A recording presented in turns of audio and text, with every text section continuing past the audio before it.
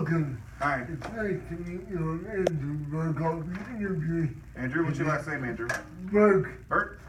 Nice to meet you. And you're Ron Ferguson. Ferguson. Yes. Not too many people are name tags to interview. You know, I just wanted you to know what my name was, so. How are you today? Awesome. Not too bad. So, for this interview, we're going to be using this mock scenario. Okay. He's in front of you. Are you sure you're alright? What do you mean? What do you mean? I'm okay. I'm doing good. I'm doing good. You seem to have some trouble reading there. Trouble reading? This document that's in front of me? Yeah. Oh, well, you know, I have a little bit of a disability, but we're helping from that. Let me see. Where is it? There it is. I have a little bit of a disability. So, can you really do this job? Is it so hard for you to read? Well, no, it's not really hard for me to read. I mean, it's a little small print, but I don't understand what does that have to do with my qualifications. I'm interviewing to be a paralegal. So, yeah, let's talk about my qualifications, if you don't mind, out of respect.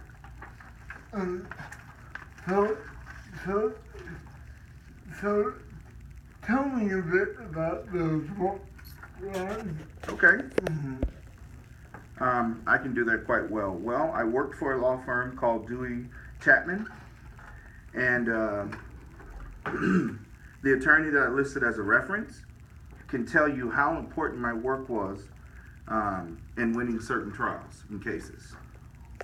How did you work with all those documents during the trials if you have such a hard time reading small print? I can't get past this one. Okay. Well, due to certain laws that protect me under the ADA, Americans with Disabilities Act, it's been around for roughly, I would say 28, 29, maybe 30 years or so. So I'm protected under that law. But I would honestly like to get back to the interview if you don't mind. Well, I kind of do mind. Do you have problems with just reading or seeing everything in general? What kind of vision do you have? Okay, well, let's talk about my qualifications if you don't mind. I can type over 100 words a minute. I was #1 in my class. I graduated from Yale. I'm a really hard worker. I'm on time. I'm dedicated to my job, and I put in more than enough hours. Do you have any more questions about my qualifications? You know, that's pretty impressive. Before I believe that, I think I might have to take you. I think I might have to have you take a vision exam. Well, that's a good one. That's a first. What do you mean vision exam?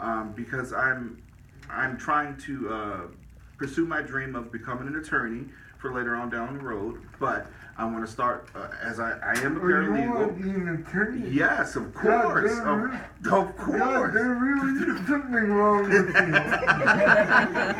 you. More than me being visually impaired? Probably. But it's something that I love. It's something that I'm passionate. It's something that I have attorneys in my family. It's in my blood. It's in my DNA.